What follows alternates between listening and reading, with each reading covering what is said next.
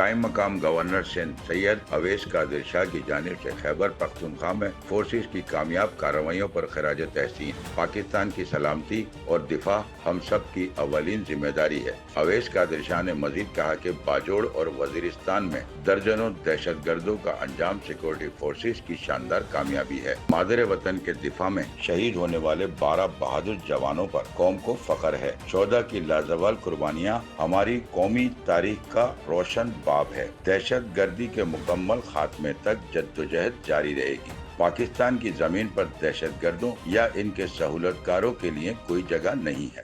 Sachal news net work کی videos میں خوش آمدید۔ ناظرین، ویڈیو سے متعلق اپنی قیمتی رائے کا اظہار کمنٹ باکس میں ضرور کریں اور چینل کو سبسکرائب کریں۔